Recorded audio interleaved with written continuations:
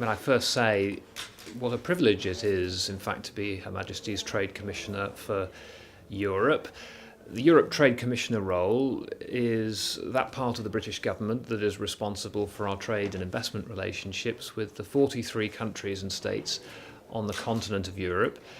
And the fact that it is the continent of Europe and not simply the European Union that I'm responsible for is to do with the fact that our aspirations for trade and investment with Europe span the continent, and we see a very bright future for that relationship. Last year, we did £303 billion worth of export trade with those countries within Europe, which was 49% of our exports. And similarly, 49% of investment came from those markets. So Europe is very important for us as a base for trade, culturally, politically, economically going forward, from every conceivable perspective. And one shouldn't, I think, confuse the fact that we are leaving the European Union with the importance that we see going forward for European trade. So I say to you, since I was appointed 3 months ago, what's most important, I think, from our perspective, is maintaining the basis of free markets and open trade and frictionless trade across the European Union, and with the future economic partnership very much in mind. Our focus is on ensuring the closest, the best possible trade relationship with our European partners post-Brexit.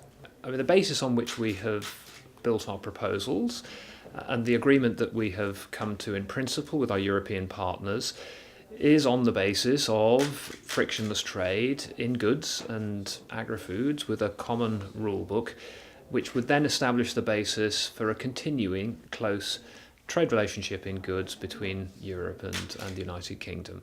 And this is in no sense complicated from the perspective of the fact that we start in the same place. We are currently members of the same single market and customs union, and in that sense that economic partnership is unique. It's unique because we begin from the same standpoint. We have the same standards, we operate the same regulation, and broadly speaking, our markets are very integrated.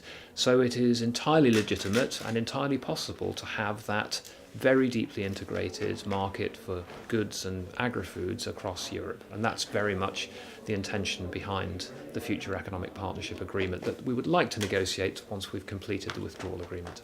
Non-discrimination and in a sense that aspiration to very high levels of standards is entirely natural. I don't think anybody should think that we are leaving the European Union because we want to lower our standards.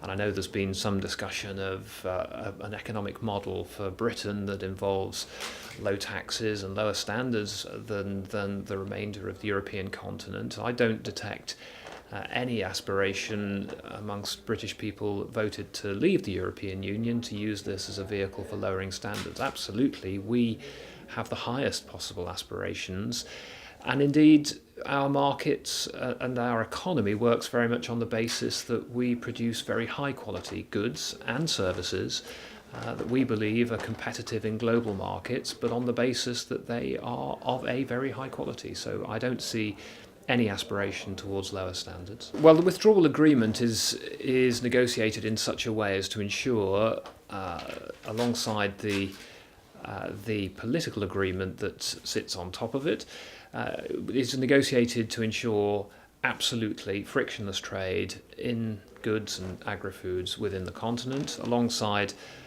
integrated agreements around services and also regulation and the supervision elements around standards.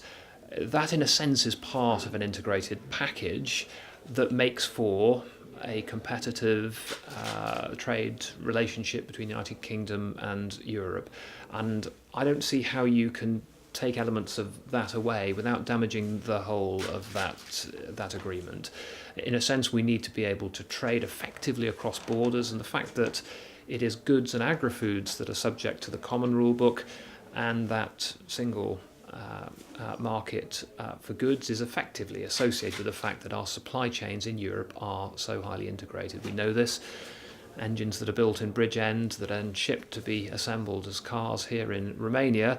Very good example of the reasons why it makes sense to have that agreement. But similarly on standards, we are clearly an economy that thrives on the basis of exports of services particularly.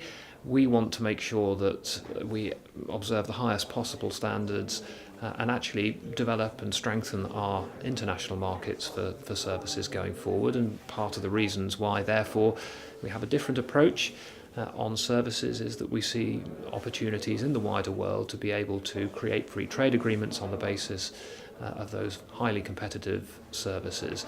But in a sense, this is a package, it's a bundle, and I think that the integrity of that package is very important, and therefore we will be working to make sure that we keep that package of economic and commercial and trade elements together.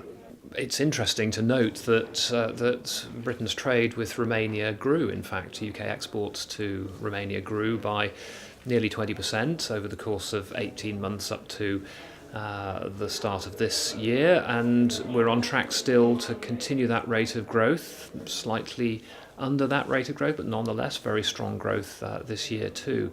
And I think that represents actually confidence bilaterally in the bilateral trade agreement and the trade relationship between the countries. I think, insofar as Britain is concerned, as the 12th largest investor in the Romanian market, that frankly is a market that we believe that we can grow, with major investments recently by the LSE, the London Stock Exchange, and by Liberty House in the steel market here. Gives you a good indication of the kinds of areas that we think could be areas for growth in terms of UK investment in Romania in future. Energy is also extremely important to us. We think infrastructure and the health sector are opportunities too. And I think if you look at what is happening in places like Cluj around the tech sector, clearly with Britain's big strengths in tech, innovation in particular, I think there are real prospects there. So we're satisfied with the relationship that we have today, but we genuinely believe that there is more that we can do. And we want to create, as we leave the European Union and the single market and the customs union, the kind of basis for a relationship going forward that allows bilateral trade to thrive. So this is not the end of something, this is the beginning of something. And I think in bilateral terms, Romania and the UK should be ambitious about the future.